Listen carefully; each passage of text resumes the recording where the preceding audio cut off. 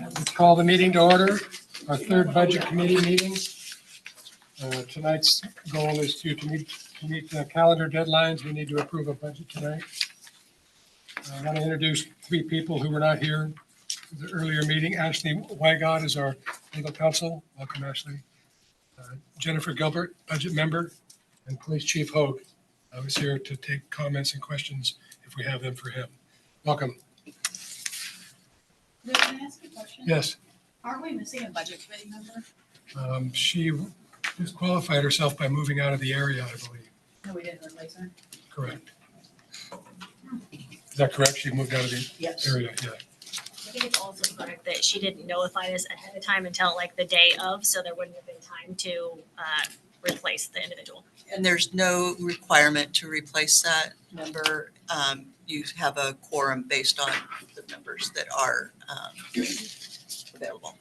It's our third meeting and nobody said anything about her, so I was like, oh, I can't. I'm having trouble hearing too. Pardon me? We can't hear very well back here. Okay, so everybody speak up a little better so the members in the audience can hear. Okay. Thank you. You've all received minutes from the last meeting. Are there any comments or additions to the minutes or corrections? Can we go through first on like the introduction piece? Like that, or I just want to make sure I properly declare an actual conflict of interest before we dive into the meeting too much.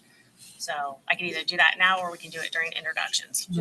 We just did introductions. We're not going to do any more. So let me, if I can do Go ahead. mine. So I'm going to declare an actual conflict of interest for the fact that my husband is a St. Helens police officer. And to be clear for the record, if I speak about departments, then I'm meaning departments excluding anything to do with the St. Helens Police Department. So if I use that term, it's anything but excluding that, or everything but excluding that. Okay. Did I say that right? A potential conflict of interest or an actual conflict of interest? I am just going to say it's an actual conflict of interest for this meeting until Senate Bill 983 passes, which will change the game, and I can vote and discuss anything. At this point, I'm just going to say actual conflict of interest for abundant amount of caution. Okay. I just want to say that I do have an Ethics Commission opinion that says that counselors that participate on a budget committee meeting have potential conflict of interests. So I just want to clarify that you may not have an actual conflict of interest. I'm aware of that as well. I knew that over a year ago when I was on the last budget committee with Susan Myers and the Oregon Executive Board and my attorney as well outside of the city of St. Helens. But you are correct. Okay. For the rec- Having declared an actual conflict, shouldn't the mayor sit this one out for, because of Resolution 1509, which is our ethics rule? I'm not asking you, Counselor. I guess you could answer for the city, not for our committee, but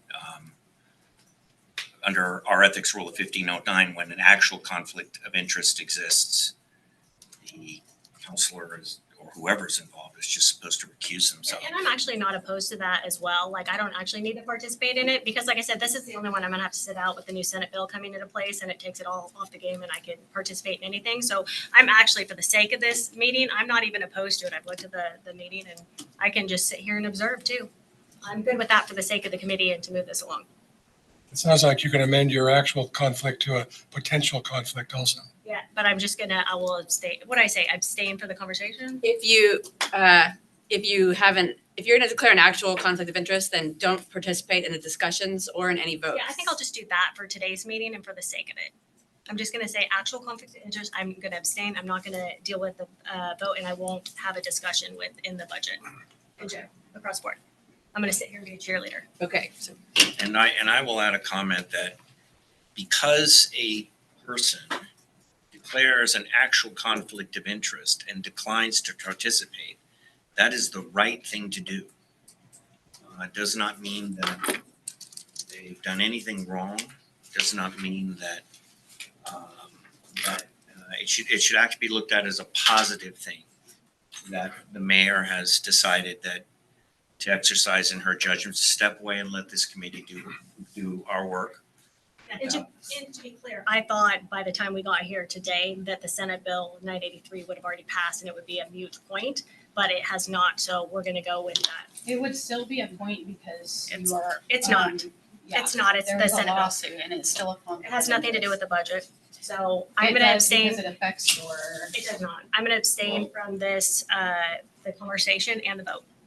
Can we move on? Yeah. I think that she's made the decision and I don't think we need to belabor it. I wanted to make sure the record was clear that the right thing has been done here, and I think it's to be commended. Let's move on. Thank you. Test of your willpower, we'll see. I have a lot of willpower. I mean, Lou. Okay. Thank you. You've all received your minutes. Any corrections or additions to the minutes of May 15th? Take a motion to approve. Move that we approve the minutes of May 15th. I'll second. Any further discussion? All in favor, say aye. Aye. Any opposed? Minutes of May 15th are hereby approved. Now's the time for public comment, which is limited to 3 minutes each. I do want to read something that's been prepared from our council. This is the time for public comment. Your goal for providing a comment should be to raise specific topics or topics related to the budget and to provide information for the budget committee to consider. Your comment shall be limited to 3 minutes. Please be respectful of the board when speaking. We request that you refrain from inappropriate comments or inappropriate behavior. These examples of inappropriate comments or behavior are attempting to engage an individual budget committee member in conversation, insults, obscenities or profanity, attacks against any person in their personal capacity, and or physical violence or threat of physical violence. In addition, a person speaking during public comment may offer objective criticism of the city's budget. The Budget Committee requests that you not make any comments directed at any individual staff member. There are complaint procedures for consideration of a legitimate complaint involving a staff member. Any comment or complaint involving a staff member should be sent to the city administrator, who will forward it to the employee and the supervisor to handle in accordance with city policy. If someone makes inappropriate statements during public comment after they sit down, No, well, oh yeah, that's for that's for me. you. Should be italicized. Anyway, so comments. So let's have public comments, 3 minutes each. Are there any in the audience? Yes, please state your name and where you reside. We have to stand up, right? Yes, please. I'm Catherine Ross, and I'm in St. Helens. And last week, I'd actually written a letter to every single one of you and had taken physical copy of the letters down to City Hall and asked them to be passed out. So hopefully you guys got them, hopefully you actually read them. I couldn't find my copy or else I would stand here and read it really fast. So, but basically it's covered the fact that like, a lot of us are truly bare bones budgets and our own personal budgets. And I know this is like the city bill, but most of us think of this as our water bill because that's what we're looking at, right? It's our water bill that comes on the city bill. But if my bill is up by $500-600 a year, right now I'm like maybe $85 a month on my water bill because I'm super conservative. I don't know where I'm supposed to come up with that, because I already don't have any other habits that I can just chop off to come up with an additional $500-600 a year if you're adding $42 a month to our city water bill. And I just object to it being put on that bill anyway, because water is a basic necessity to life and it's holding our access to city water hostage. If somebody cannot come up with another $500 or $600 a year to pay our water bills, that means we don't get any water. And I just think if you look at it that You guys, if you do that, you're holding our access to city water total hostage, then I just don't think it's right. So, and then the other thing is like, I know my budget because it's so tight. I know it to the penny. On any given day, I can tell you what I spent on cat litter and dental bills and my $5 clothes budget a year. If something comes up during the year, I know because I look every month where I'm at my budget. What do I need to, where can I try to adjust if like there's an emergency vet bill or if the dental bill's coming up? So not asking for an explanation, but I'm just wondering why all of a sudden we're at the city's at the point where we either slap everybody with $500 or $600 a year if we want access to our water, additional, or we're having to look at furloughing, employees for a day a month. It's going to devastate their budgets. So I don't know what your all process is, but it seems to me, why is it at this point where all of a sudden, oh my gosh, we're so behind. We need to hold people hostage because they cannot get their water. Or we have to tell people to, you're out 12 days a week pay. So that was it. Great, thank you. Other comments? Yes.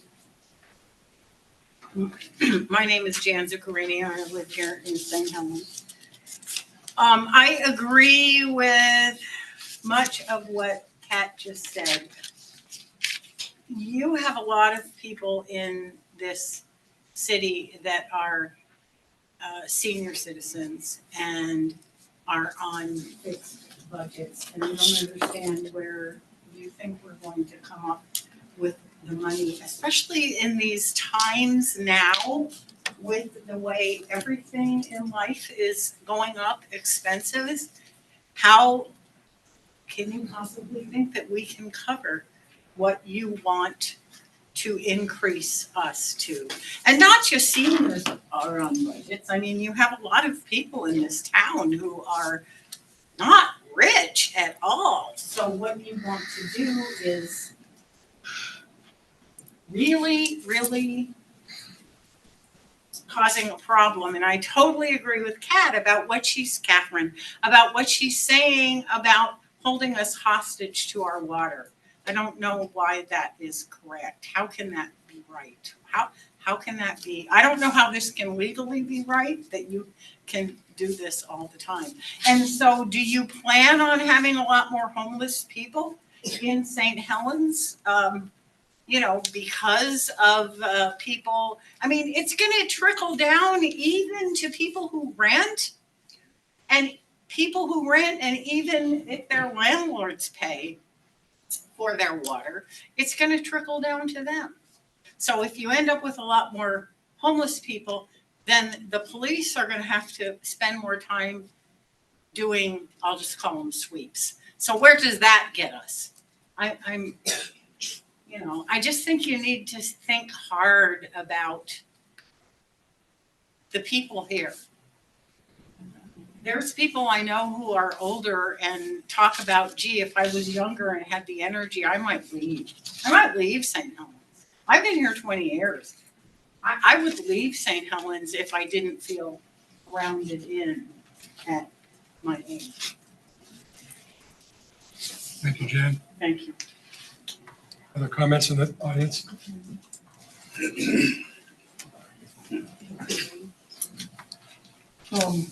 I actually agree with the statement about not attacking staff, unlike Jennifer Massey, who repeatedly did it. And you are Brady Pram.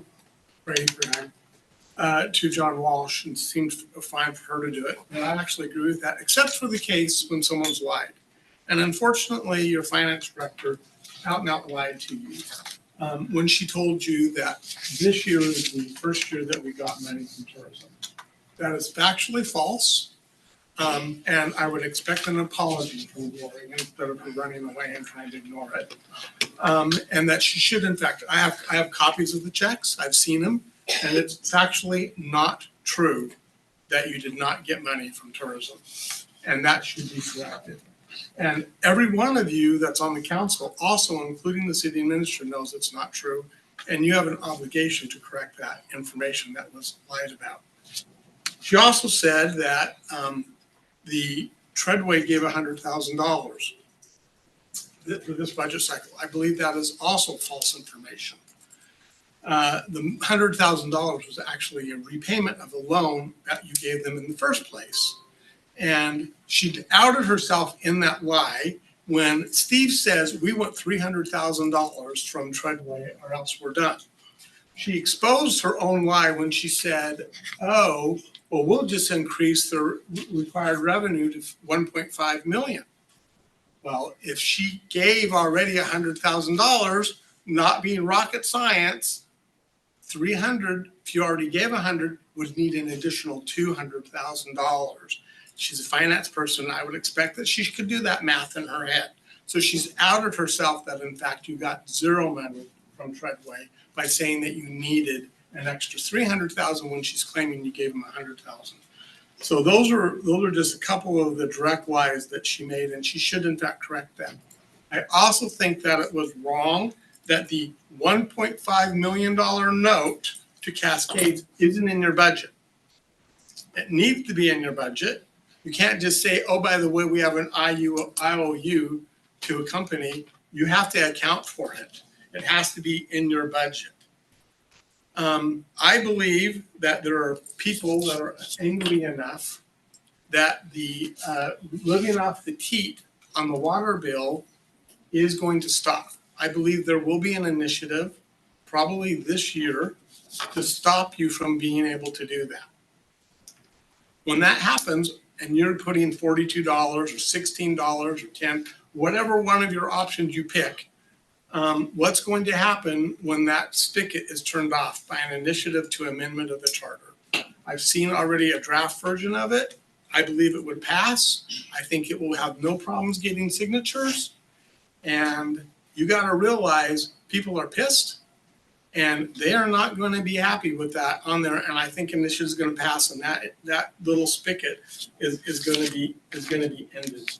And I also do not believe that you should be putting the burden of your mistakes over the last 2 years, because we knew this day was coming, like this woman had indicated, that those 2 years should now not be fall on the burden of the staff to make up your shortfalls for not acting for the last 2 years that you should have taken. Thank you, Brady. Any other comments from the audience? Tammy Magra. I agree with Brady. You guys knew that this was coming and you put your head in the ground like an ostrich and just pushed the can down the road, and now here we are. Now you've decided to add whatever amount to the water bill, whether it's $40, $45, total $50, it doesn't matter. The fact is there's people in this town that's trying to live on $600, $700 a month. $50 makes a big deal to them.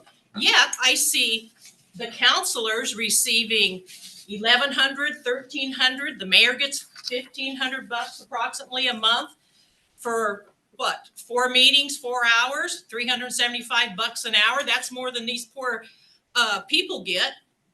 So why don't the counselors make a motion that they give up their stipend or their wages? Brady, we can have that argument, whatever. I don't care what you call it. Their payment that they get every month. So you don't have to put people on furlough. You know, it's like $7 grand a month. You could keep the library open for the kids and be part of the solution instead of continuing of being part of the problem. Now, it's pretty simple to make a motion, have it second and passed, and you can do away with your big monthly check. And then, you know, like your $50 on your $1,500 a month isn't nothing on your water bill, but it is to other people.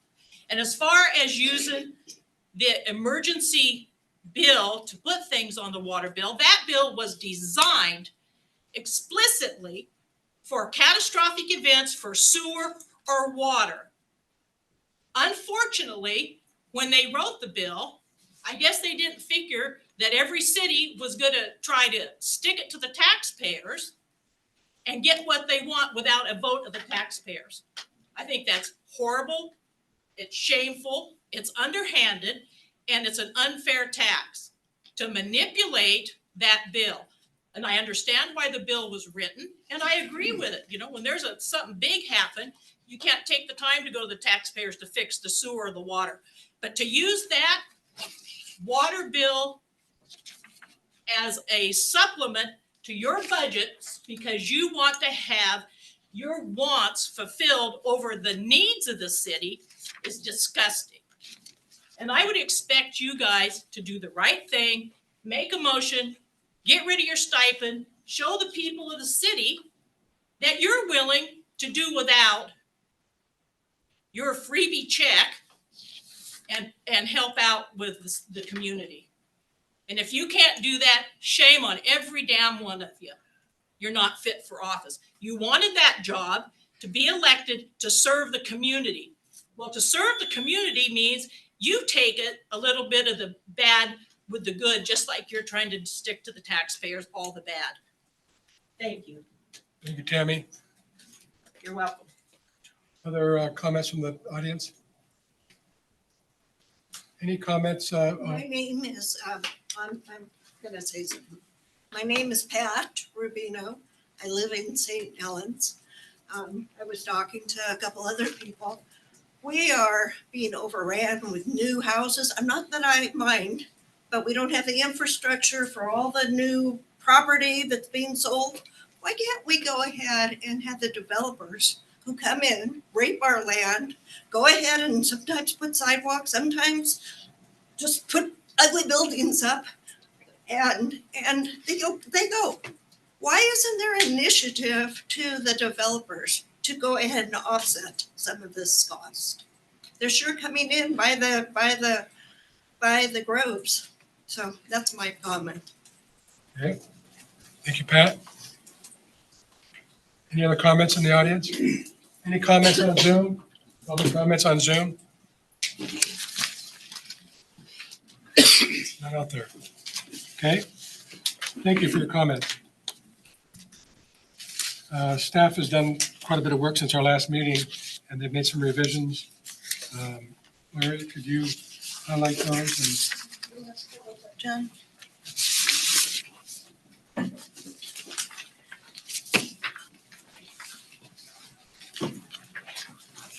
So at the end of our last meeting, we talked about what it would look like with furloughs. And also there was some addition of some additional ideas for revenue, the business license revenue and a impact fee on event tickets. And then we also talked about no COLAs and no furloughs and what the fee would look like. So we've gone back after the last meeting and the department staff did additional reductions. And we worked on options number 4 and 5 that you see in the chart. So for the general fund, option 4 gives us a 6% fund balance. It should say 7%, but I don't know what happened there.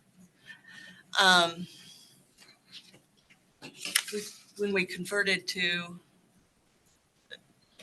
okay, so anyway, it should be say 7%. And then option 5, we looked at how do we do all of the cuts, no COLAs, no furloughs, do all the cuts and a minimal fee to get to 11%. So all 5 options are laid out here. And on the far right column, it shows how much each department reduced their budgets. And those reductions are from the original proposed budget, which is option 1. I have a question. Just Sure. on that. The percentage cut, is that which of the 2, 3, 4, So 5 it- are we looking at? So the percentage is from option 1 to option 5. Thank you. Most of the cuts were done in 4 and 5. Well, all of the reductions were done in 4 and 5. So,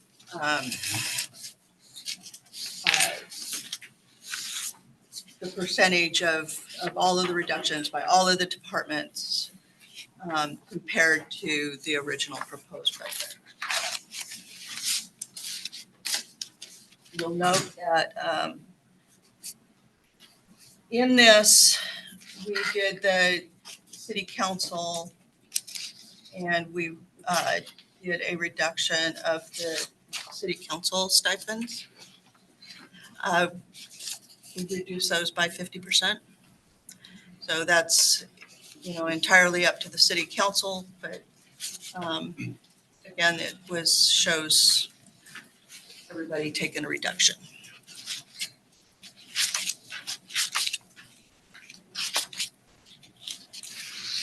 The other thing I wanted to just kind of point out, at the end of the May 15th meeting, Mr. Toski had requested that $200,000 be added to the event revenue in order to increase the transfer to the general fund by the same amount.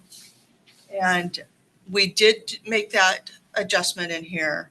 However, there has been some concerns voiced that the committee did not have a vote on that, on a consensus regarding that. So just pointing that out. It is part of the options 4 and 5, but it's built in there. But just wanted to make sure that you.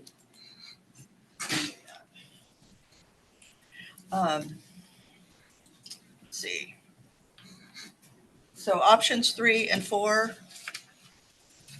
assume 0 COLAs.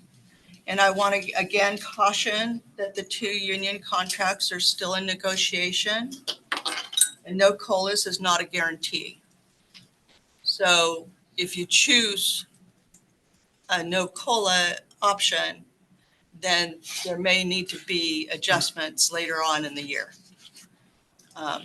Just so you are aware of that. When do they expect to make a decision on there? We don't have a date certain on that. We are actively bargaining with both units.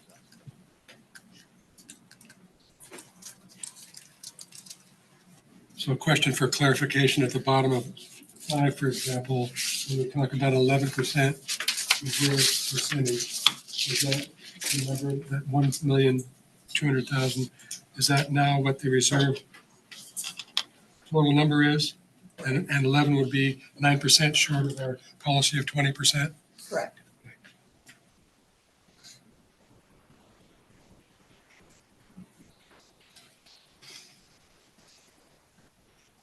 Have you finished, Gloria? Yes. I have a couple questions. Is it time for questions? Anytime.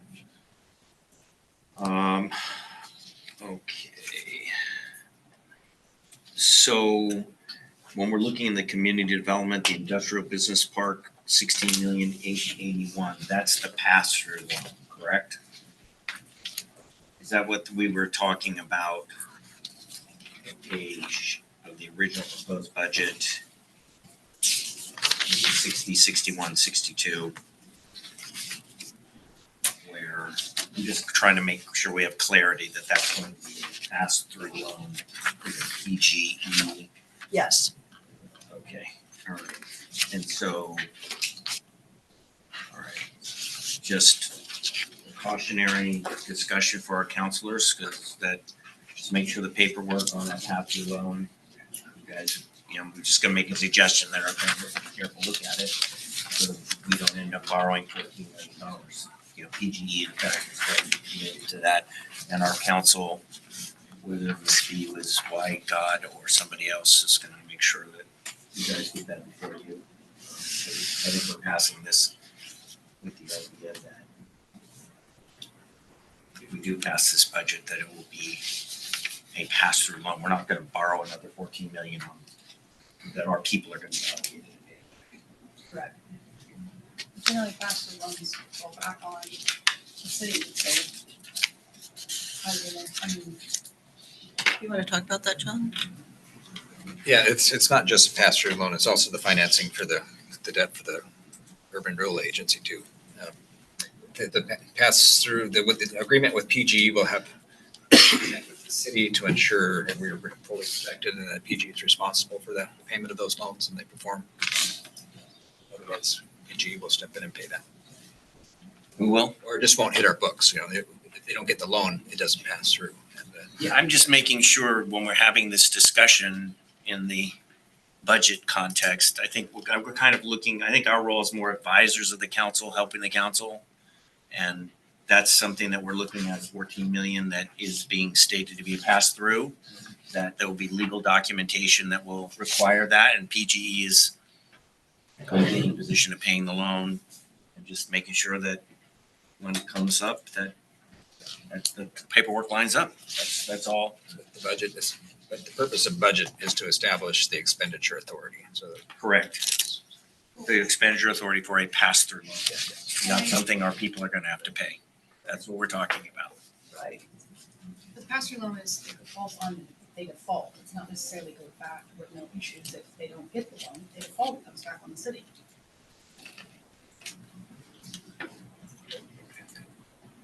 they get the benefit of the 2.3 million of that loan if they perform. And if not, we're not going to make, we don't receive it, we're not going to pay it. We can't hear back here, sorry. I said that if the city doesn't, if PG doesn't perform under this side agreement, then there's not going to be a payment from the state to the city. So the city is not going to make a payment to PGE. So. You know, I don't, you're saying the mechanics are there, and I'm just saying we're approving a loan that is being represented as a pass-through loan that our people aren't gonna have to pay back, that's what I'm hearing. That's correct. Okay, and so our council one day this year may have to act on those documents, and that's all I'm bringing it up as an awareness piece. I have a question. Community grants, I'm assuming we cut those, right? Of the budget? That comes out of the city council budget, I believe. It does, and there's still $5,000 I in think that. we need to cut that. Definitely. I mean, why would we be giving out grants if we don't have any money? And we have done that before. Yeah, there's some precedent around that. So. And I want to advocate, I understand that I'm just going to say as a budget committee discussion, I can tell you, I'm the first one to have disagreed with some of the things that our city councilors have done, but I can tell you, I think that they spend a tremendous amount of time and energy devoting themselves to the city. I'm going to leave it up to them whether they want to cut their stipend, but I know it's at least 2 meetings a month on all the materials, plus all of the committees and all the other things. So it's not a lot of money. And it's just, I just want to say that.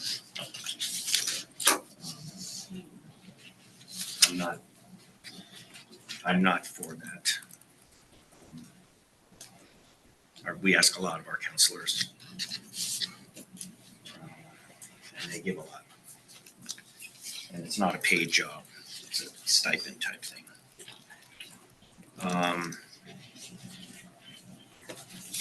Okay, and then I thought we had some questions for interim Chief Hogue, on how he, I think we were asking about what the comfort level is.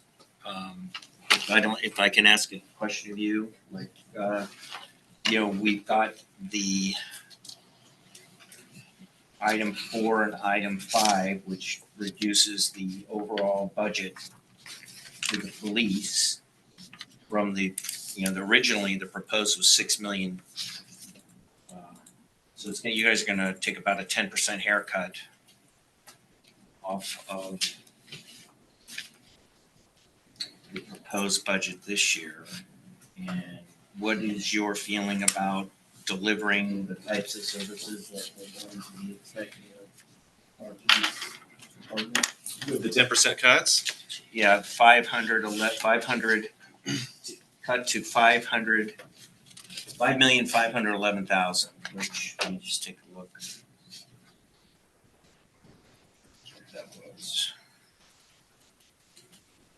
think it's. Did you I get think a it- copy I of think this? it's basically not a raise. What? I just asked him if he had a copy. I think it's, if we can just keep the police funding at the same level it was last year. Because- Anyway, good comment. No, I think our services to the citizens, we will be able to sustain that with this budget. A lot of the cuts, and I am uneasy about this, is as far as training, which we do need to reduce our liability. And it's hard for us to get training out here in Columbia County because the training doesn't really come to us. We have to go find it. So there's a lot of costs associated with that and the equipment. Look, we're going to do our part, and we're going to get through this year. It's not the vision I had as far as that stuff goes, but as far as what we deliver to the citizens, I think we'll be able to sustain what we have. Okay. Can I ask a question? Jessica was getting emails about potential loss of 24-hour coverage. Can you talk about that? Nothing on the horizon. We're going to keep doing what we can. We kind of go month to month on that with the scheduling and filling some gaps, and we're all committed to providing that. Now, if we have a major incident and you have a bunch of officers, put on leave because of something like that, which can happen, that'll be a game changer right away. If you had officers, take jobs elsewhere, that will of course have an impact. As we sit right now, if we kept the staffing that we have and of course filled some of these positions, which we're in the process of course, that's going to, improve staffing over time. So we won't have the concern that we had last year with, right now, if we keep it at the 10% cut, we're still gonna have 24-hour coverage. Yes, because the positions that we still have to hire, we're still looking to hire. How many open positions do you have? We have 6. 6, okay. So we're still working on filling those positions and we're not cutting those positions. Not in my vision, no. We have 2 that are in background right now, in the advanced stages of background, and we're still moving forward with those. And those positions are critical in maintaining the 24-hour coverage. Yes, you really, what we have right now, you wouldn't want to sustain that over a period of years. Because there's a lot of overtime, right? There is. And so you have these gaudy overtime numbers, and you have these incredible commitments from the officers, which again affects wellness, another vision that I have. It affects all those things. So we can limp along, but you would never have something like this as a 5-year or 10-year plan. The goal is to hire these positions. That won't alleviate until like next year though, right? Well, there's no way I'm going to be able to hire 6 in the next few months. But the 2 that, if for instance, the 2 that are in the latter stages of the hiring process, you could be talking a few months. Of course, there's all the academy time, and Unless they're lateral, right? they're not in this case. And not every officer makes it. We've learned that. So we have to have those high standards.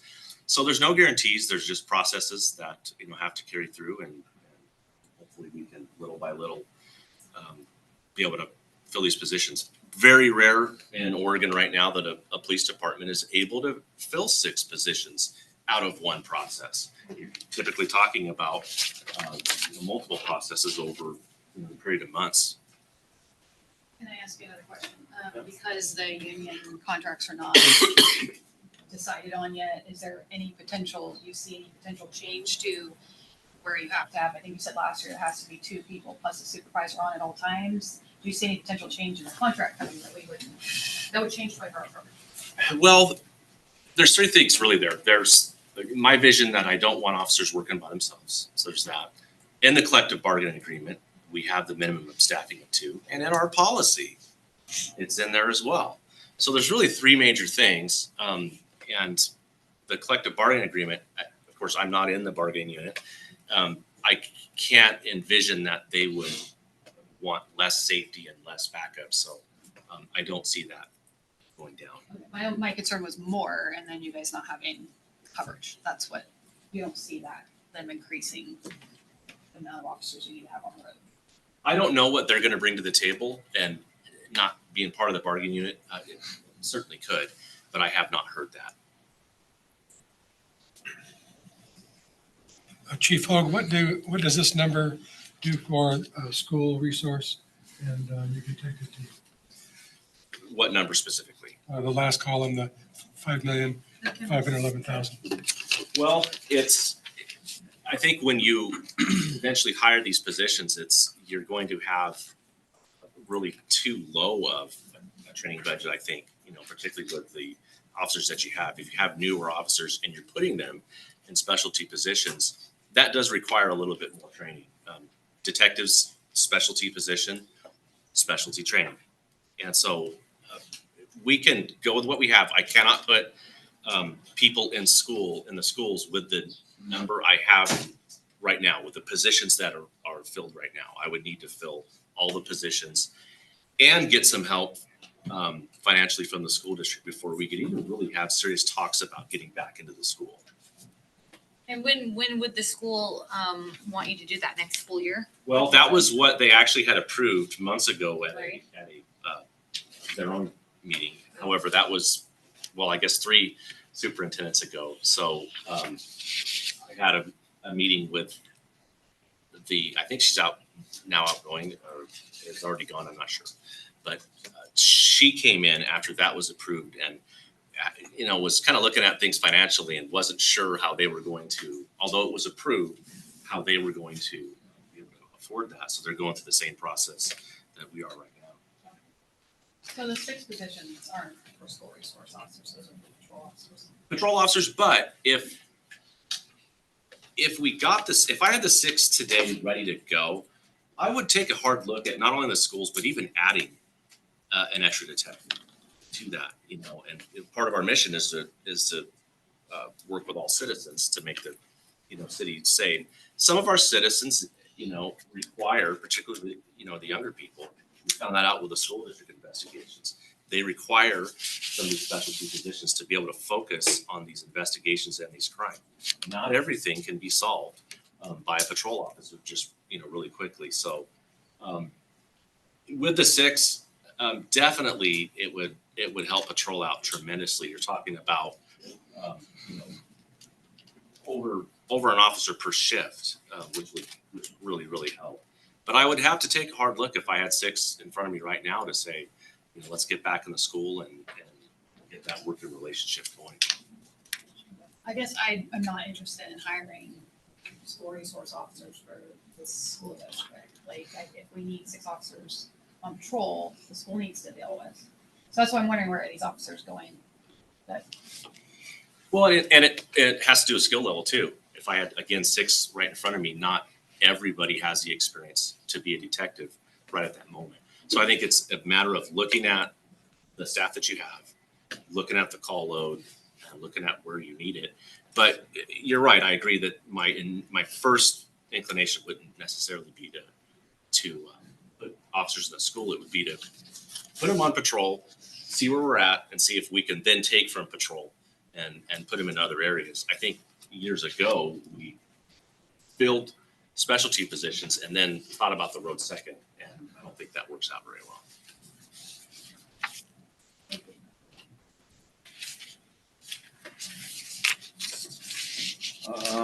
And then is Mohammed comfortable with I just see that a lot of there's some pretty significant reduction in the treatment costs for sewage treatment, the primary and secondary. Is that, Mohammed, we kind of discussed last time, but isn't that, he's gonna be, seems like we can make those cuts. So these are his cuts. So he's done these, I haven't done them. Okay. Each department did their own cuts. So they have assured me that they are good. Okay, so then this year, we must have used some of our reserves, right? Because I think we had, in the general fund, I think we had $1 million on the property sale that didn't end up happening, or isn't happening yet. So we did dip in right into our reserves. Yes. So it may sound like a silly question, but what if the reserves aren't there? Like if we cut to a 7% reserve, but then we have some expenses, what occurs then, just out of curiosity? Then you get into a situation where we will be forced to do a supplemental budget to make sure that we're not negative. And we will have to figure out, staff and council would have to figure out how we fill that. Okay, and then if nobody else minds, I mean, this could be up to the council, but I do think that we should probably be discussing about revenue production, additional opportunities for revenue production. Right now, we've been talking about, what was originally proposed was potentially pretty large, $42 fee on water bill, and then we've got a lot of citizen feedback, and then there was a discussion about a gas tax. And I don't think we can pass that here, but I do think that what I see year in, year out for our budget is that we don't have enough money. We need to work on revenue production. Where are we gonna get it? And one of our economic development plan that we just read the third reading on, where the economic development plan was through urban renewal and development. And this is just a discussion that I would greatly encourage the council to talk about deferring SDCs till the sale of property to try and encourage development, because in our urban renewal model, is that we get properties developed so that we can have a tax base. In order to achieve that, people are going to have to invest. And for a developer to pay the SDCs up front, that means if they're borrowing money, they have to carry that paper and debt while the project is going. So I think this is more of a discussion for the council. I don't think that we as a budget committee can talk about it, but I think it'd be great. We built this infrastructure down here. And I know there's some other projects that people are thinking about doing here in this town. I hear about them and they sound like fantastic projects. And I think giving the developer a hand up, Portland's doing it. I think they're waiving their SDCs. So the problem with waiving or reducing SDCs is that it will eventually come back on the utility users, because the SDCs revenue is used to for infrastructure expansion that's based on that growth. So if a new development comes in and they don't pay the SDCs, there's no resource for expanding the system to provide the capacity for that new development. So if that's the case, then it will go in the rates. What's the solution? And so those rates would increase more. So there is other options for with SDCs. You can do SDC credits. So if a developer comes in and in lieu of paying the street SDCs or transportation SDCs, for example, they do all of the infrastructure, the street infrastructure in that development, the sidewalks and all of that in lieu, and get a credit for those SDCs. I guess I'm just throwing it out there as a discussion point for the council that we're looking at revenue production. I know that there are, these SDCs can be problematic for some developers, and finding solutions for them to help us get buildings done, online, constructed, new residents in, and then our tax base. I'm not saying they're not going to be paid. They're going to be paid at the end instead of at the beginning, as a means of helping people, that are taking risks, get things done that we need. We need, our model is production of tax revenue. That's the urban renewal model. We just invested $15 million, and we need to start trying to do what we can to get that ROI. I don't think that's something in this budget we can say. It's just, the idea is, let's, you know, our plane is going down the runway and we're lifting off. Let's try to get it going as much as we can economically. Help people who are willing to invest in our town. And that's working with developers and doing a plan development that is in line with what the city, has plans, and aligns with what, with our economic development program, and brings that scope of economy to the city. It'll help the small guy too. It's, you know, there's baby steps, you know, it's like one little brick, 2 bricks, and next thing you know, you got a brick building, but one brick at a time. Anyway, I've said enough on that. The Portland STT is system development charges were either deferred or waived for homeless beds and nonprofits for low income. They work for Mr. Joe Builder that's building a house and he had his fee waived. Well, I think they already, nonprofits and businesses like that already get a lot of fees waived as it is too. Well, I don't think that's a good model for us. I mean, I think we've got enough lower income housing. Studies have shown that we have enough. And I'm looking at helping some folks that are trying to build working class housing so that we have some product here to sell people who want to come to St. Helens that have good jobs and are trying to, you know, they want to live here too.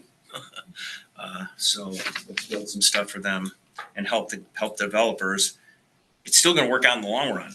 It's just kind of a boost. And then what about the gas credit? Can we study that and try and get it on the ballot? We need revenue. We heard that people don't want to put it on the water bill. And I know that that's one way to get revenue, not just from people in the city of St. Helens. When they fill up here, no matter where you're from, you're going to pay the tax. What about the hotel tax? The transient room tax is used for tourism, basically. And it's like 120,000 a year. 170,000 is what we have estimated for next year. Pardon me? Do you want to take questions from the?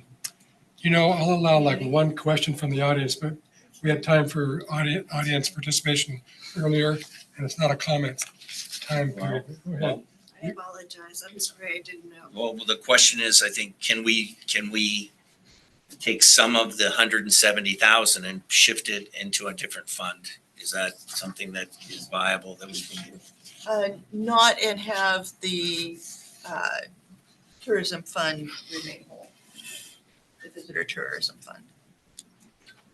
I mean, honestly, I just think we need to get through this year and see how we do. And that's probably the best, most prudent thing, because right now we're just, I did like the discussion about the message it really is more of a message to our vendor, our tourism vendor, that we really would like to see the revenues at about 1.5, and we would like to get about 300,000 out of it. That's kind of that's our budget, right? That's our message. I think one of the things that I feel like I've been saying this for a while. I've been up here 4 years and we're still saying it. So I don't know when it's finally going to come to fruition, but we really need to get things started with looking at a fee for service for our police services. That is the highest, budget item that we have, right? So I think it's a good way to collect some money off of those high frequency calls where our police are constantly in the same apartment building all day long. I think we really need to utilize that and try to generate revenue off of that. Just put it in the budget. Do we have a budget line, fee for service budget? Don't we have fines and other stuff in our budget? We do. And so staff is already dedicated to coming back to council with other fees that can be utilized to help improve the revenue. So, and that was definitely one of the ones. The legislation, the city code is already in place to be able to do that. We just need to set the amount and activate it. What's And the, that will be done during council, and we'll get that started. is it in the budget now? How much we think they're- No, we didn't do an estimate for that. Gloria, in all these 5 columns, what was the dollar amount, if any, for Millard Road and the paper mill site? So, I'm just looking at the reserve percentages and right, so the Millard Road and the paper mill site is already partially in this current year's budget in the general fund and in the community development fund. Okay. And so that is already spoken for. And then the Millard Road, the sale, proceeds of that sale will go into the community development fund. which then could you shift funds out of that fund and put it straight into the reserve? Into what reserve? Well, I'm just thinking of our reserve, The general fund. reserve percentage that we need. We're trying for 20%, but the closest any of these budgets bring it to a 17. You could, and that was gonna be another Band-Aid fix. Yeah. And then we're going to have the same discussions next year and the year after that, if we keep doing that. Yeah, we really need revenue. I got a question on the sewer, a big line item there. The sewer, so the sewer fund, which line item? Non-departmental, Pardon me? non-departmental, 12 million. That is mostly the sewer capacity projects that they're working on or started working on and will continue for the next couple of years. And then there's a little bit of debt service though too. It's capital outlay. Okay. I think we are gonna need, so we're still gonna be about, even if we add one of these small, relatively small things, realistically, we're still in a kind of a deficit, and so I do think we're gonna we've gotta find ways for revenue, we just have to. So or unless we're gonna make more severe cuts, right? I think we go to the people and say, look, we're gonna have to make a deeper cut in the library, we're gonna have to make a deeper cut in police services, in the general fund. Right, and that's not an answer to next year. Further cuts are not an answer to the next year and the next year and the next year. Adding a service fee really is the only answer at some level. You're talking about the service fee on the utility, the water utility. It goes on the utility bill, but it's not a utility fee. Yes, thank you for that clarification. Okay, but are we calling it a utility fee again, or is it police services? No, it would not be a utility fee, it would be a police service fee. So we're still, because we switched once already, so it's now police services, still, Pardon me? it's still police services fee, because that's what Yeah. it was last week, and the week before, it was something else in the last week. So when we initially presented the proposed budget, we called it a general service fee. Right. There will still remain the public safety facility fee because that covers the debt service on the public safety facility. We need, in addition, a service fee in the general fund for police services. And we need that recurring revenue in order to be sustainable in the general fund. Why are we calling it police services fee then? Because it's not all going to the police, It can absolutely. but we don't need it to all go to the police, so I don't know why we're calling it police. Yeah, but instead of it, it could be a general service fee. Yeah, absolutely. I mean, we're talking about balancing the whole budget here.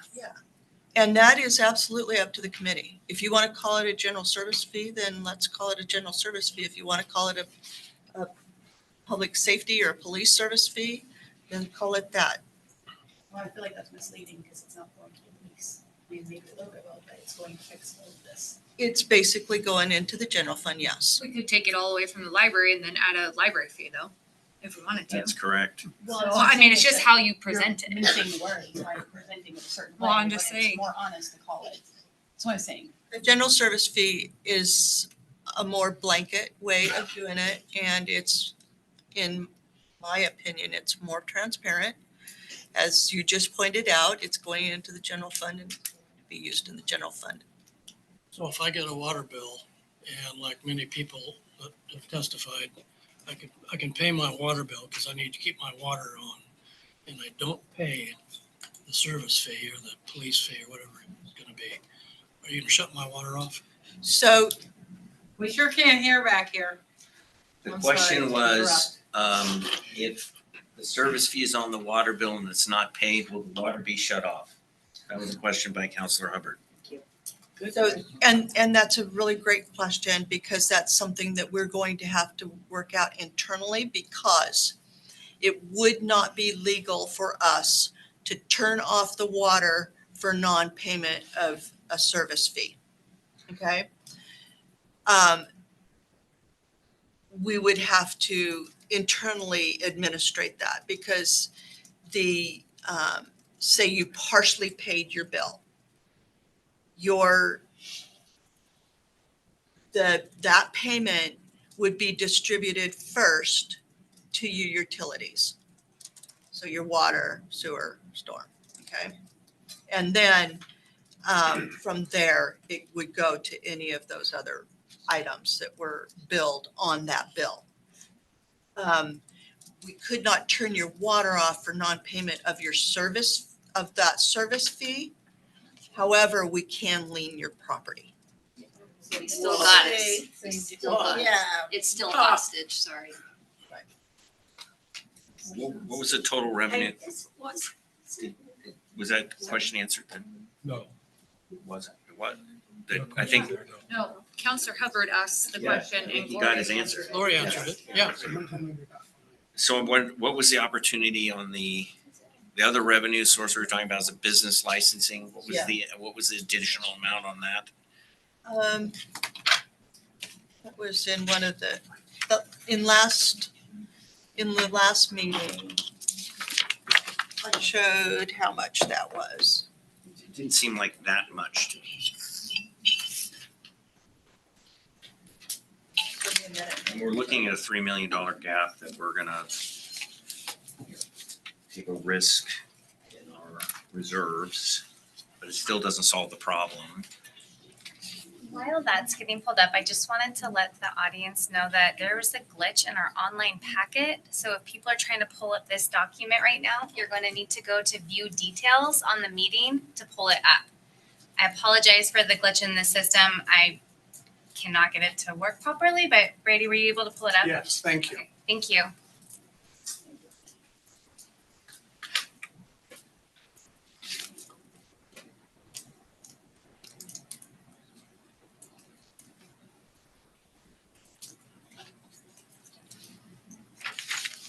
Well, being from California, I will say this, there's lots of gas taxes and it's pretty common to pay them. And I think you pay gas tax all the way up and down every highway in Oregon, every town you pass through, there's a gas tax. Our town is one of the only towns that does not have a gas tax. Well, and it's there too, because it's not just residents that pay it. And we have a lot of traffic. that goes up Commuters. Highway 30, yeah. And then people who are using the resource, so, it sounds like we have a lot of folks on fixed income, so they're not driving their cars and filling their cars up. They're the people who are using a lot of, they are making money, they're putting gas in their car, they're probably income earners that are earning enough income to make their lives go and not on a fixed income that I can't make any more money. Scappoose has a gas tax and they're the least expensive gas in the county. Well, I've also spoke to the city of Scappoose, and according to them, their gas tax does not really help very much. Pay for their sidewalks. I just question if I'm not opposed to it necessarily. I just think that it's not going to fix our problems. Let's say that I would just I just ask the council consider this, that have the finance people look at the overall volume of gas, and that if, let's just say it was a dime a gallon, just pick a number, how much in revenue we got into the city. And, you know, and that's one bite of the problem. Otherwise, we keep coming back year in, year out, and the police are very well trained, they do a great job, but they're, you know, highly paid, skilled employees that require revenues. And so where and how are we gonna get it? People say they want to be protected. We have a very safe community here. It's one of the safest communities I've ever lived in my life. And I think that that's a great job, a compliment to the job our officers are doing. I have an answer to your question regarding the business license. Okay. So by revising the business license fee to rentals, as Right. had been suggested, it's approximately $145,000 additional dollars. And what was that number what was the number? Was it a $20 fee or was it It was a $10 a month fee for residential and $20 for commercial. I say we double that at least. Right to the renter. Huh? Goes right to the renter. Goes right to the renter, you think? What's the matter? What do you don't think? Oh, the renter will pay it. We'll have to pay it. Some will, some won't. It'll work out, but. Your lodging tax, I think, needs to be reviewed where you've got all these VBROs and such. We do. Most cities are charging 10 to 13%. And they have to be licensed and that sort of thing. They as are. Businesses. They need to have also a building inspector to go through that's being done now. Yes. Well, they're advertising here in town, like bring your own smoke detector was one of them. Really? So obviously that's not looked at. Yeah, we don't have an Airbnb police. You know, staff goes on and looks for, goes to the Airbnb websites and stuff to make sure that we're capturing those. But with limited staff capacity, What percentage rent, percentage do you charge? pardon me, What percentage do you, is the tax on that? it's the same as a hotel or motel. And that is now 10%. 10? We also collect 10% off the Sand Island campground fee revenues. It's not a low amount, but it's I'll look into that. I think that's right. Why don't we cater to hotels, especially down here? Like, the city actively work to support the hotels come down here and maybe increase our. We have been. Yeah, I was gonna say that's active, Absolutely. plan. Now, what about, somebody mentioned this the other day, and I thought it was really smart, but I don't know the fees, but what about a parking garage? I mean, I know they're expensive to build, but it's a. Are we doing a parking study or something going on like that? so there's space that lends itself well to a parking structure at some point, but you need to have the parking demand to be able to have people pay for it. So I feel like we do. I mean, that's the number one thing people say. I mean, I come down here and there's some days it's hard to find parking just on a regular day, you know? Especially with the festivals we have. and stuff. very expensive. So Yeah, that's what I'm saying. Yeah. New But that's- developer will be driving that bus. Yeah. So, not our hands. That's possibly something in a development agreement for the waterfront. The city can negotiate maybe with the developer to help build a parking structure. All those things are within the city's capacity to negotiate those kind of things, as long as we have ownership of that property and can do those kind of negotiations thoughtfully. And get a percentage of. Sure. income. Well, I think there's gonna see to be some trouble in the long run on parking capacity. So I think that Councilor Chilton's idea that we need to look at doing a parking study is potentially, I mean, that's just budget committee discussion, but it is.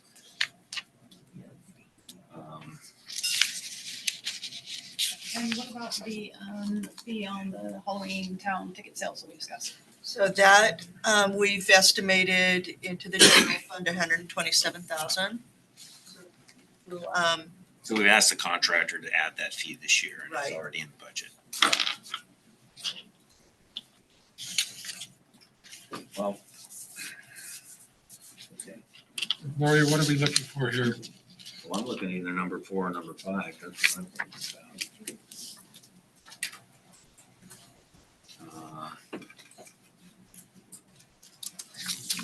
Let me see. What does the proposed budget number 1 include as far as, It's the original proposed budget.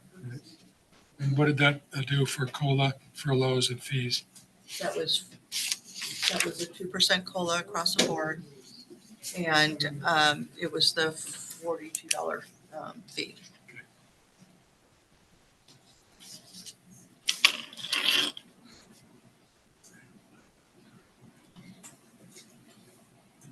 I think, the jail levy passed, and I think that people, what we heard loud and clear was how happy people are with living in St. Helens and the quality of life that people have here.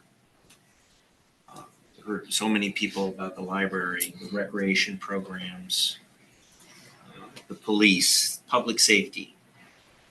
And one person said, what a horrible place to live. They've all said all the good things that the city is providing that benefit them. It is time that we need to have a discussion that, time has come that we have to start paying for those things. We've reached the point where in order to be competitive and attract police that are going to work for our city, we need to pay them. We need to pay our staff. And so that's a discussion that I think needs to begin to start happening more, in my opinion. Are we gonna start discussing what number would go? Are we at that point? I'll open it. We've got 5 options here. And then I'm against the 50% cut for council. I'm just gonna make a motion that the 50% cut to council is not something that goes in the budget this year. I do think there's some reduction from the city council budget that I think the rest of the council would probably feel the same with, which is, holding off on the grants. Typically, there's money set aside for, food and beverages and things like that. I think we could all probably do without those things. And then also conferences, League of Oregon Cities, it's in Portland this year, so we don't need those travel expenses that have been set aside in that budget. Is that correct, John? It is in Portland, yes. So I think that there is a lot of reductions that could be made from the city council's budget. I would request too, as much as I enjoy going to that perhaps we consider sending John, the mayor, and 1 counselor, probably council president. And then You no can report- overnight stays, Report back on what's important. I guess I'll start with my opinion about the budget. I am in favor of cutting council's stipend. It's one of the highest stipends in the state. I think that we need to discourage political positions that pay, because I think sometimes you can lose your course. You guys do a lot, but I would encourage you to make meetings shorter and have less meetings. I'm extremely frustrated because the time to do the fee was last year when I asked for it. I was one of the biggest proponents of it. And you guys forgot about the fee. It just never happened. So you lost that. The momentum is gone. The police department purposely did not help with the levy that was proposed. So to me, that translates they didn't actually need the money if they weren't going to go out there and help with that. The ship has sailed on the fee. I think the right thing to do is to put it out for a vote. I think that the people need to have a say on it. I think that it's wrong because everybody's aware of it now, what it really is. And I think that'll tell you how much the people want for services and if they're aware. And I think that it's going to probably save your positions, because I think I have not met one single person. I have heard so many stories the last week of how this is gonna affect families and they're gonna have to get second jobs. They didn't know I even had a decision on this. It's just people talk to me all the time, just randomly, and there's a lot of disgruntled workers within the city because of past behaviors that have gone on. I'm gonna have to vote for number 4, and I think that this is bad decisions, not all on you guys. Obviously, there's been multiple councils that have led up to this point. I mean, we're not even gonna be able to make this decision next year. We're not gonna be able to cut anything else. So now we're in an emergency where we should have made better decisions 10 years ago. And I think that the focus, instead of this waterfront that went on, it's pretty, but when Memorial Day weekend, I went through all kinds of towns. And when I came back to the St. Helens, which is, I was born here and I like this city, but I came at the contrast. I was like, why do we have this beautiful waterfront down there when you drive through the town, it was dusk and I want to lock my doors. The riffraff I saw walking down the streets and stuff, the waterfront didn't make sense. And now we're talking about taxing our people. And we need to work on encouraging businesses to come here. We really, really need to put manpower into bringing in sustainable income for the city. It's an emergency at this point. I think that's what needs to be done. This is an easy do it, slap it on, move on kind of thing, but it's putting it on citizens for bad decisions that have been made. And I'm not against the fee as long as it goes out for a vote. That's my opinion.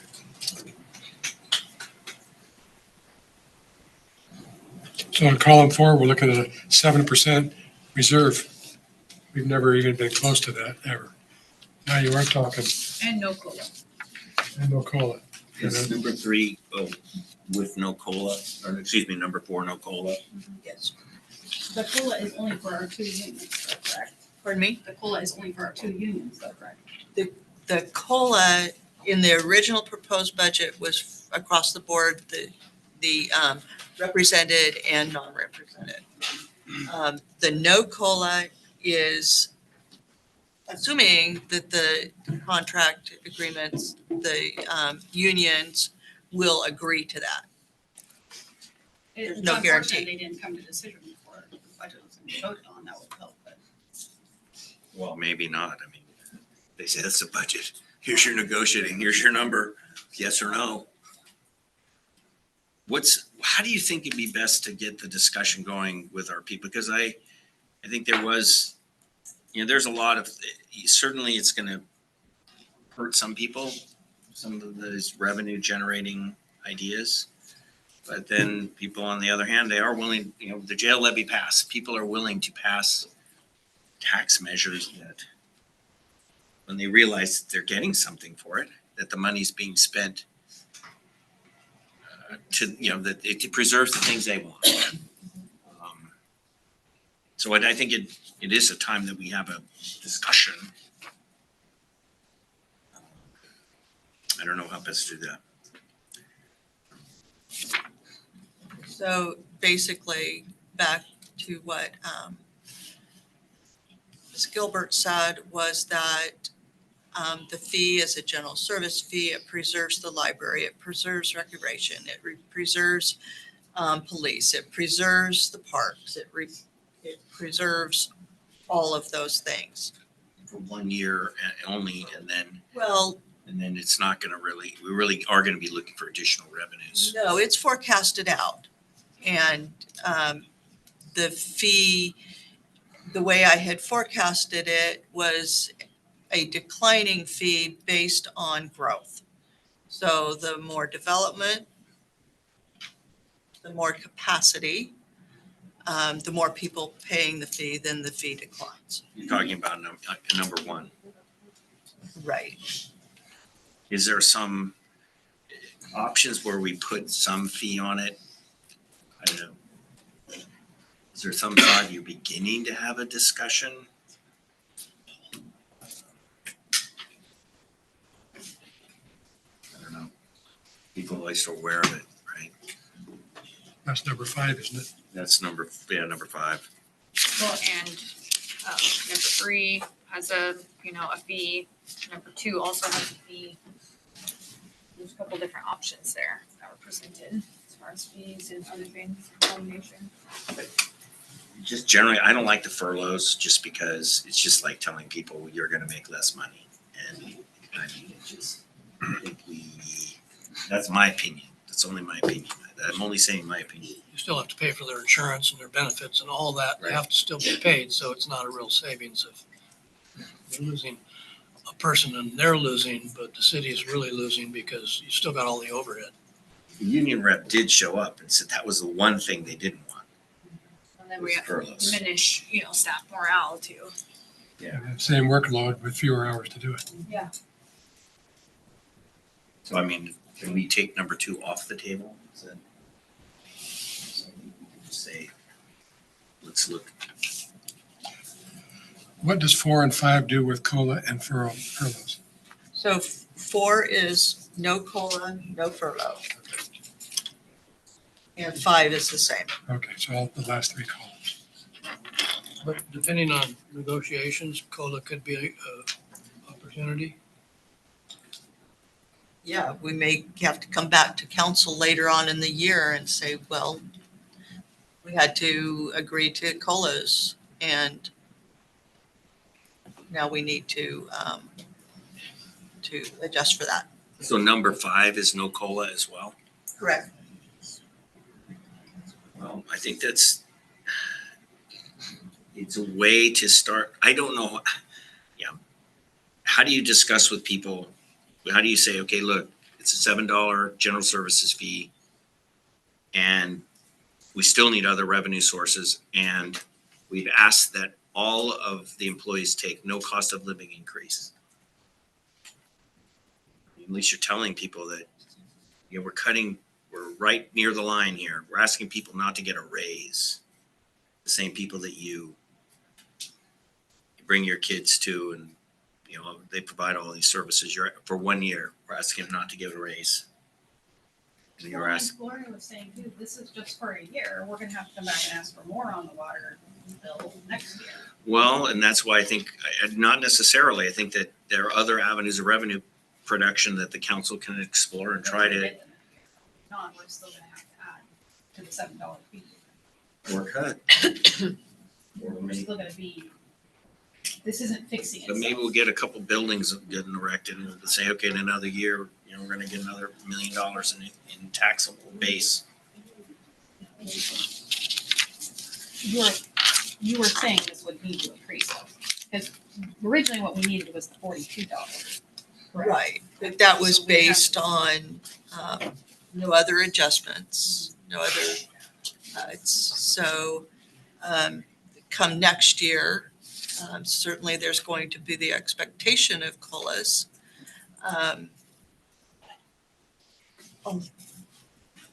I forecasted the $7 out and whether it makes it for next year and beyond is yet This is to be permanent seen. though, it's not a sunset, right? Right, it doesn't have a sunset clause. Gloria, what would it take to next year come back and, which, let's be realistic, cities never get rid of fees. What would it take to happen this year, tangible, between now and next budget, to add back in COLA and chop the fee? What would we be looking at? Because what I'm seeing right now is nothing's gonna change within a year. Right. We come back and next year we're gonna be discussing more on the fee again. So the fee is a recurring revenue. It's assumed to recur every single year. And then, at some point, if there's enough development and enough people that provide, that we've got more taxes coming in, property taxes, then theoretically, we may be able to reduce that fee or sunset it. But in the foreseeable future, in the forecast, we cannot. So It logically, depends it on would be better development. to go with number 4 and hope and pray we get the businesses in that Toski wants, and then we might not have to do the fee and return to normal next year. Or we can start off on a fee that has to increase every year, because it really needs to be at the $42. The original fee, city council, that was voted to sunset, the original one. Yeah. And then it just never sunsets, and here we are. What do the counselors think is the best option? I mean, you guys are the ones who are gonna be listening. Yeah, exactly. I mean, and you know, you're the ones that are ultimately gonna be deciding. We're here to try to help as best we can. I think I think the staff's done a good job. We've sort of cut down. What do you guys, any thoughts you guys have? It seems like these are all reasonable options. I'll say I'm for number 4. All right. And then I'm just curious, what you would prefer to have the people decide whether and how much they want to be taxed for. In the future? Yes. Sounds Well, like. I think some big decision like that should be, you could take it to the vote. Okay. All right. I mean, that's kind of what I'm saying, is that the message to the people is, look, we live in a great place. We're living a very good life here, and you might need to write a few more checks. If you can. Well, I think we're in a situation where we've got a lot of expenses, which we're trying to be big development going on, a lot of overhead. We're at a point now where that's done. We're not going to move on to another phase yet because we can't. We need to take care of what we've done so far and get people interested in it. And building is not going to be good in the next year. You're not going to find a lot of developers coming in. And anybody that does come in, you probably won't see anything with permitting and negotiations. You probably won't see anything for 3 years or something, or maybe more.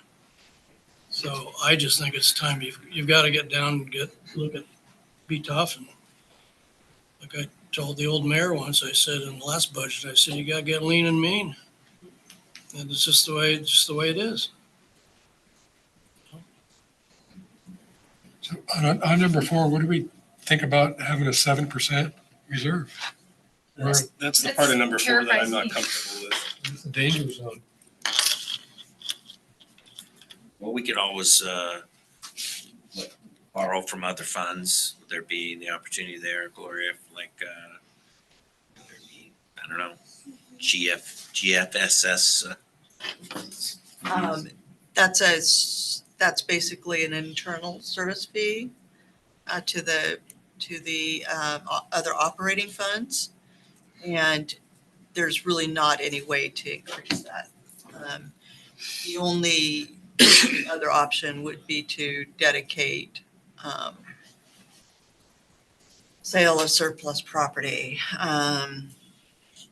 and dedicate some of that to the general fund, or again, timber proceeds. Why are All we of that holding on to is the property? all of that is just a one-time Band-Aid. It's not selling. It's not ready yet. So it's going to be here again next year. Mark them down a little bit and get them on. We need to get a bang for our buck. No, because they're going to grow in value every year. Any other Might as well hold counselor? on to it. So what I heard you saying though is those are one-time revenue sources. So it's a Band-Aid on a, water. Kicks the can down the road. So I think it's really a matter, do we force it down people's throats, or do we come to them and say, hey, and I can tell you a lot of folks say they'd like it to be their choice. I can tell you that. That's what people tell me all the time. They do not want to get something put on there. They want to be able to vote on it. I'm just saying that's what very strong public opinion is about these things. And that's generally when I say something, give people a warning, and it comes true. I'm not saying that arrogantly, but I am telling you guys that if you force this down their throats, you probably won't have a seat. I think that the wise thing to do is, this concerns me, and it probably concerns other people if they have a chance to really listen to it. So if you take the time to campaign for why we need a fee, and let people decide on it, then, you know, you're giving them a choice. And I think that's really, I mean, this is errors of the city. I mean, obviously COVID, some other factors that gone into this, but I feel like it's very unfair. And like I said, the ship sailed when you already had a chance to put it There's up. been a lot of inflation everywhere and we do have really good people. And we are paying well. There's something to be said for that. Getting what we're paying. Well, if you look at the jail levy, at first, initially, a lot of people were against it, but it was campaigned enough and enough people talked and enough people got their answers on it and promises were made that they were gonna take care of it in the future, which I believe them. I think in this situation, and you guys are gonna do whatever you're gonna do, because you did last year. But, I think it would be wise, you have plenty of time to put this on for November probably and campaign for it. And maybe you'll get more than you even expect, because people love this community. People that live here want to stay.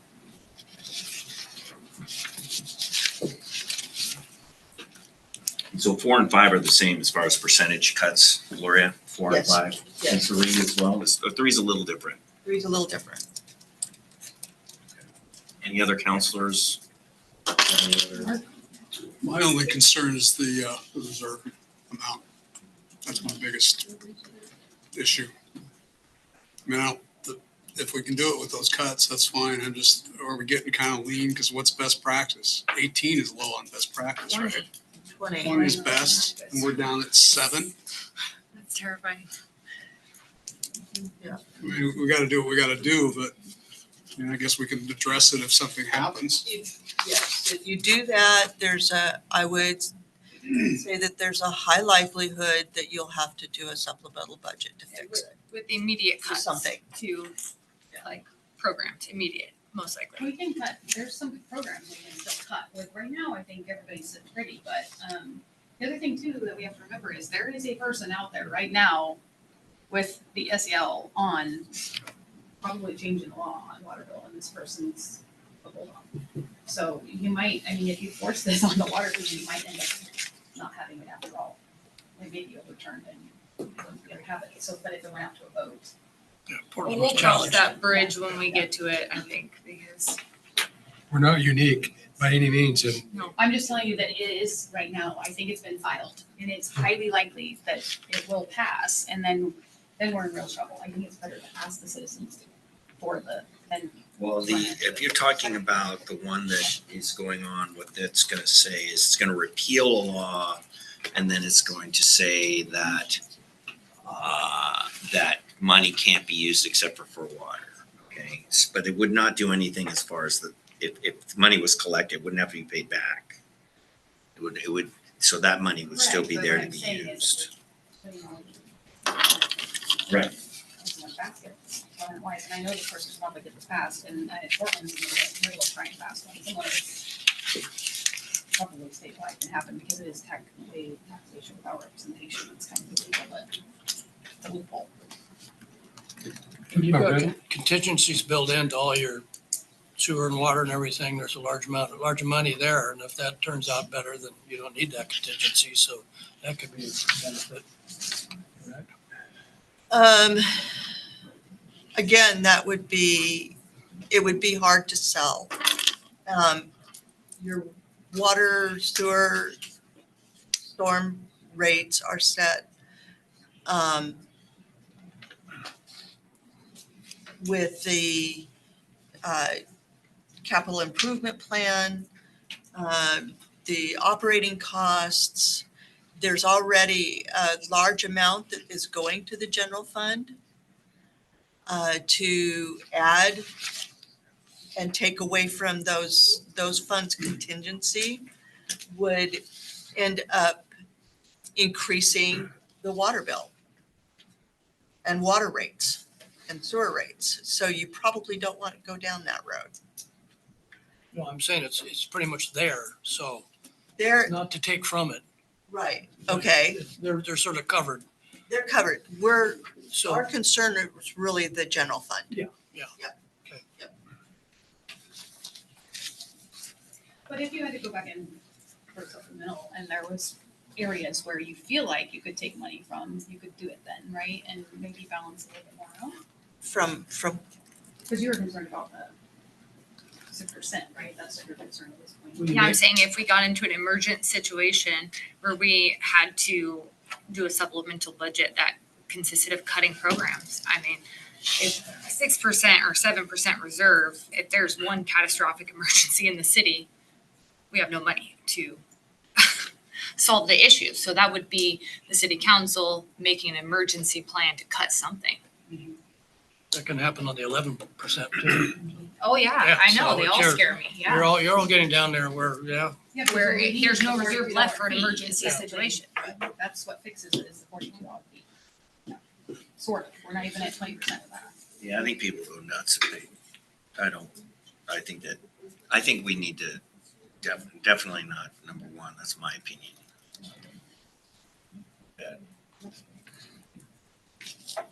But that's what I'm saying, it's only the $42 fee is actually what fixes it. None of the rest of them do, they're a Band-Aid. Doesn't fix. Yeah. What we're gonna do is we're gonna run it as low reserve and we're still gonna have to have discussions about revenue production. That's what we're gonna have to do.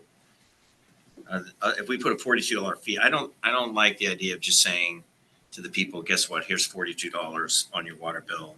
We're just gonna keep clicking along. I think people are gonna want us, they're gonna want, honestly, you're looking at some cuts to the library, looking at a 10% cut to police, you're looking at 28% cut to planning. There's cuts, technology, 26% cut. We're looking at a bunch of cuts across the board that hopefully will be reported and people understand that we're looking at reduction of services. And we're not gonna have the kind of reserve we would want. And, I think that people are gonna realize, at least they're gonna hear we did the best we could to have as minimal impact as possible. And that, what do you wanna do about it? If you can't pay or you won't pay, well, then probably be more cuts next year. Maybe we are gonna have less of a library. Maybe there will be less police services. Maybe the sheriff will be taking care of 24-hour coverage. Those are discussions. Because we do need revenues. And we're not gonna force them. We're not gonna force $42. We're gonna show that we've made all these cuts. And either they're gonna have to pay something or nothing, but next year, I think we're gonna have to go to the people. How soon would the revenue come in from the $42 fee? what's that? How soon would the revenue come in from the $42 fee? It would be implemented the 1st of July. I'm against one. I tell you. I was gonna say, I don't know if we could pass an ordinance that soon. Probably not. So it might be a period of time. You have to pass the city code. How soon was it last time, John? What's that? How soon was it for the $10 last time? Was it in July? It was initially adopted by an ordinance that set the fee by resolution, and then the fee was like a month later set by resolution. Yeah. One thing we talked about on revenue generating was a transfer tax for, when you sell real estate, a fee. A lot of states have a transfer tax. And that's when the seller has the money. It's not like it's a renter paying the money. Yeah, do we have a city real estate transfer fee? We do not. Is it for sales in the city? Gas tax? What you're saying basically is add taxes in other areas so the burden's not on all one general area, but we could essentially collect taxes from gas. Fees, yes. Yeah, I think we need to really start looking at revenue generation and, real estate transfer tax, it's a pretty common number on a transaction there. I was in Washington, I paid a 1.8% on transfer tax. Well, I would freak out at 1%, but, When a seller has the money. yeah, but certainly a tax on the sale is, we need revenue. We gotta get it somewhere. So these are things for council to think about. The question is, what do we do today? And the fact remains that we still have some of the lowest taxes because of what's. Yeah, and one of the things, go ahead. Sorry, if we were able to divide the $42, the taxes in other areas, it wouldn't put immediate burden on just like the people paying the water fee. It would be kind of with what you do, how you interact, purchasing That's going to have to be part of the message. We have one of the lowest tax bases in the state. Well, and there are Or not. property taxes that, or there are House bills out there right now that if you're paying attention to the government right now, they're looking to change some of that across the state of Oregon. So that may change things as well. If any of those go through. Like five. Yeah, there's several others that are on the governor's agenda as well. So, I mean, Well, I know we'll see what comes out. with theirs, because they were starting back on the It's water. across the state of Oregon, you know, So they may- industries left the state. Last year, or the year before, they were trying to raise that, so people could go back and adjust their tax rate. Yeah. And that's kind of where we're stuck right now, because we can't. Yep. But I mean, that's a good idea to put the taxes where they're spread out instead of everybody's $42 again, you know, that's a big burden. So I would, that's still taxing, but we kind of go, I know, but at least it's not. So what you could do is, from what I hear, as maybe a general consensus, is option number 4, and then go to the voters for what? A local option levy? And then we put that to the council and the community to vote on. You guys campaign, I'll send along for it. Right. Well, I think there should be a gas tax as well. I mean, I think there should be more revenue measures than just, The gas tax goes, it'll go to the voters as well. Yeah. And yeah, I don't believe a gas tax is going to generate much income for this community. It's going to be a lot of work for very little revenue. But it is still. every bit, coming man, in, every right? little Yeah. bit counts. And it's not just our community that pays it. Pardon me? It's not just our community. That's correct. Right. I mean, and make the gas tax, make it a quarter a gallon. Make it pay. Well, we need the money. We can't just keep saying, I mean, ultimately, what it'll come down to is if people say they don't want to pay it, then we'll have to figure out what do we do, where do we go from there? Tesla driver. Thank you. He's got a gasoline truck. No, I got a big gas truck. Okay. My Tesla's not in town, so. Oh, I did, huh? No, I got a gas guzzler. Well, I'd be really good for, A Toyota is not a gas guzzler. yeah. You have not drove like a Dodge or something. So your motion as a committee, pick your option and then say that with that, to put a vote to the community for a local option general service tax, property tax, and a gas tax. So you can do something like that. Wait, what about property tax? I thought it was gonna be, why would we The say local property option- tax? The local option levy is a tax. It's a property tax. And the mayor had said something about collectability of that versus the fee. Is there some issues with collectability on that?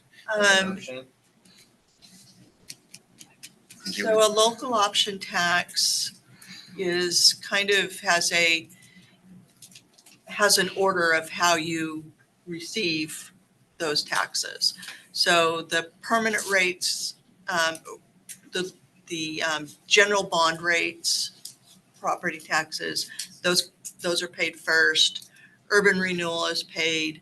The city and all of the other. What's the best option to get us the most? City and all of the other jurisdictions that have a permanent rate, those are paid first.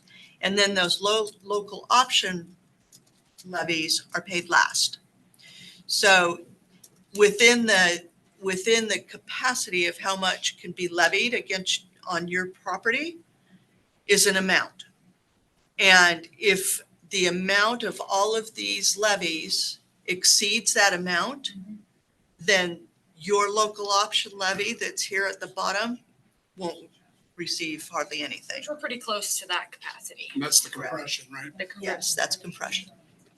Why can't you vote to put the water bill? We could put that out on a vote, yes. Yeah. I've not had experience with it, doing it that way, but yes. You're essentially And you voting for could- tax, but- You can word the motion that way as well. Well, that would get us a greater, It maybe more. Yes. Right, it's not subject to that compression. Okay, so And I think a motion would have to talk about, and the city council moving toward, or whatever the word is, investigate and implement, because we're actually asking the city council to do it, aren't we? We can't, as a committee. No, we have, more than likely what's gonna happen, judging by this over here, is they're gonna discuss something up there and not listen to us, because that was what happened last year. Hope you guys actually listened. I'm just saying, like, yeah, we don't need to debate over it very long, because they're the ones that make the decision. Well, this is our recommendation as a committee, and I think we've had a very productive discussion. And I think this is a way different sort of discussion than we had last year at our budget committee meeting. Much more collaborative and problem-solving discussion. And I have all the faith in our council that they're going to do the right thing for our people, the best job that they can. And we're also at a 7% reserve, so. Well, and I want to come back and honestly tell you the truth. I mean, that's what them cutting half their pay on number 4, and I'm against that. So it might even be less if you put their pay or their stipend. Oh, that's a small amount. Yeah. So I don't know. I don't like that idea. I'm not gonna vote to cut their stipend unless they say they want to. It's gonna be up to them. So, and that needs to be included in the motion. Okay, so the motion would be to approve budget item number 4. If you look at motion number 1 on the agenda. So he started out fine there, Lou. Yeah.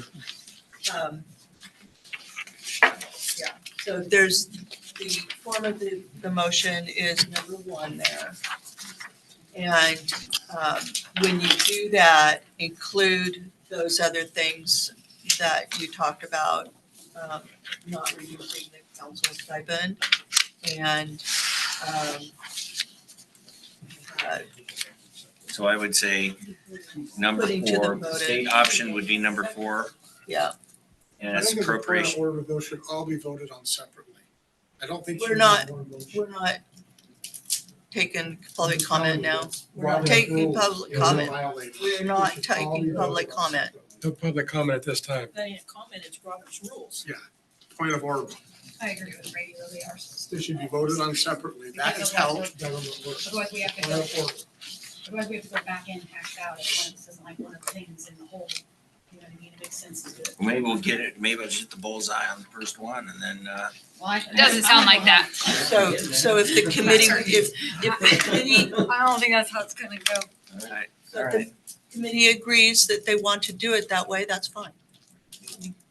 Well, let me just tell you where I'm headed with it, okay? Okay. So I would just state number 4, which would be no COLA, and a hiring freeze. That's with a hiring freeze too, right?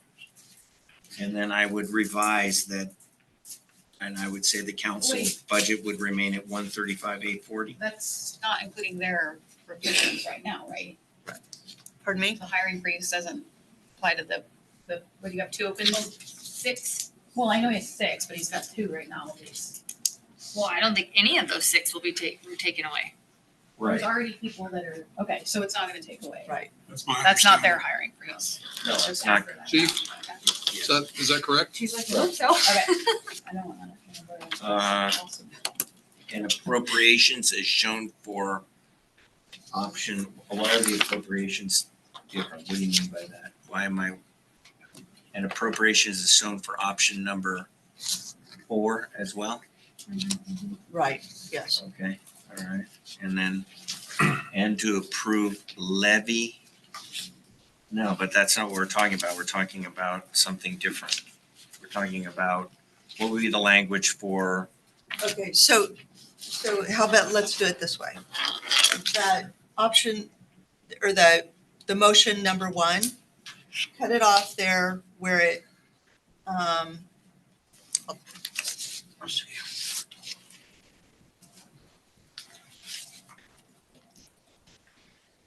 Do this one first, and then you can, so cut it off there. And then I'm gonna say with 100,000. $135,840 for the council budget. I know. Not that one. Okay, And then just wait. We'll wait to do this motion after All right. that first motion, okay? All right, I'm gonna throw a Hail Mary out here. And we'll see if we can get this done. I make a motion to approve proposed budget as revised with option number 4, as stated on this document here, for fiscal year 2025/2026, and the appropriations as shown for option number 4 with the amendment that $135,840 would be the council budget. Motion's been made? And what about, No, we'll wait for that. Second We'll wait. discussion. Just wait. okay, the motion's been made to adopt option number 4 as stated by Steve. Further discussion? So my question would be on that is what about recommending to the council? We'll do another motion for that. Is there a second? Yes. Okay, all in favor of the motion presented by Steve Toskey, option number 4, signify by saying, let's do it around the table. Budget committee around the table. I'm abstaining, by the way. Pardon me? I'm abstaining because my Right. husband's a law enforcement. Mayor is abstaining. Ivan? I'm in favor of this. Yes. Yes. Yes. Yes. Okay, motion is passed unanimously, except for one of the states. And I think the message needs to go out to our people that, these are cuts really all the way up and down the board. And you said you didn't want a water fee without a vote, but we're still short on money. And you all say how much you like living here and how great it is and the great services you get. Really think you need to think about finding a way to take some of what you make and helping. That's what. Okay, so if you want to make a motion about sending the option up for a fee to the voters, that needs to be made. Let me ask you this question, since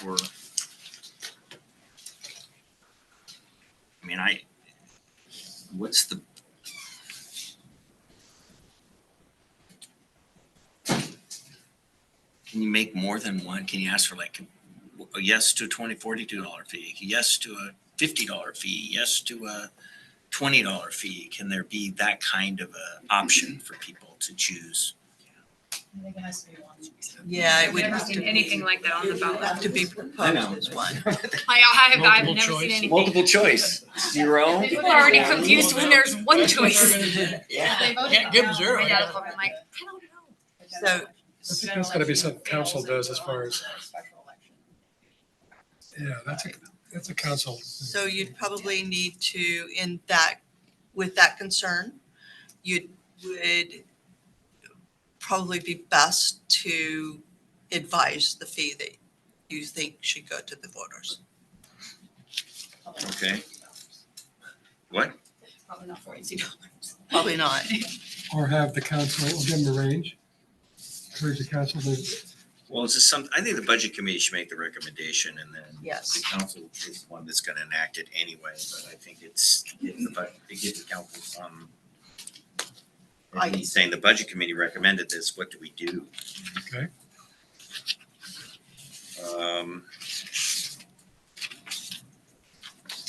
One fee or more than one fee, as far as, You could say in between, maybe give them dollar amount we recommend it, but it's not something. Yeah. How about something between $16 and $25? I was thinking like between 7 and 12 or Well, something. seven doesn't do anything though, that's the problem. Yeah, $7 just gets us barely through, even 16 is, A lot of people, before they knew what was going on, were semi-okay with $15 fee that they put on there, so you could, yeah, I think it's a good range. Then you could kind of get feedback on where the sweet spot is on where it may pass. And then, Because they did put it off for levy, and I think that had it actually been campaigned on and dealt with, people may have passed it.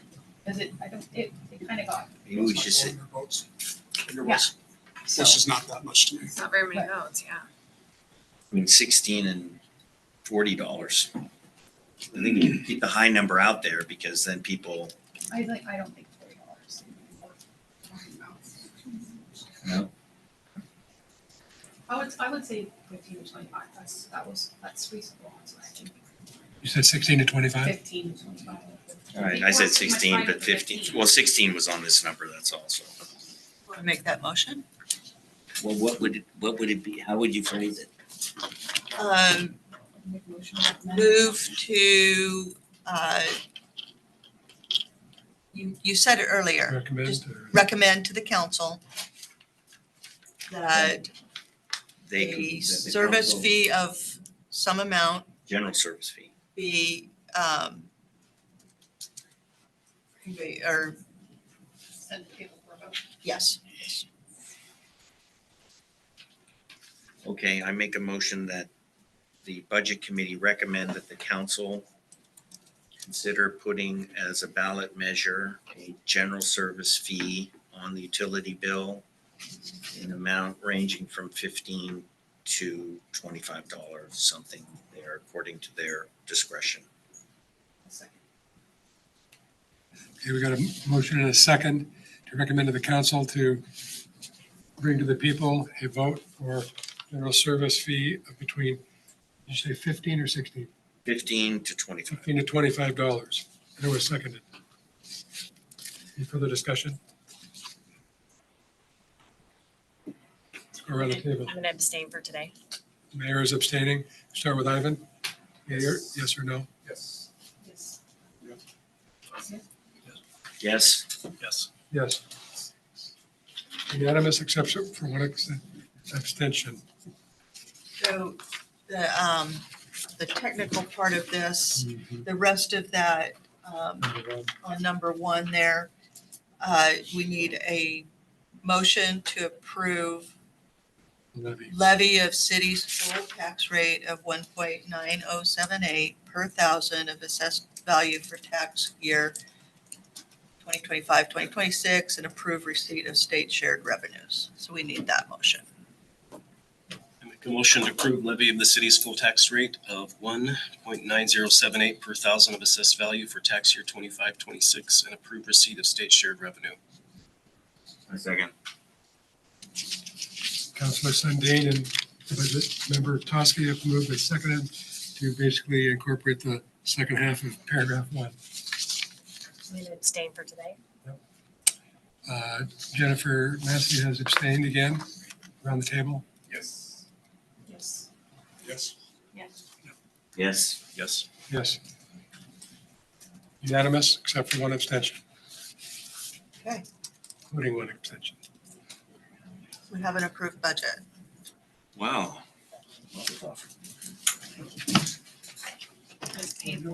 Any, Thank you, everyone, for your really hard work. Any, I know that this was a really hard. further, Thank you all. So I can speak now, right? any further So- comment? I do. I wanted to just say thank you to appreciate your Gloria, insight. Jennifer, and Jamie. Massey has the floor. Yeah, I just wanted to say thank you to Jamie, Jennifer, and Gloria for all the work that they put in this, all the questions, all the research that you guys did. It does not go unnoticed, so it's very much appreciated.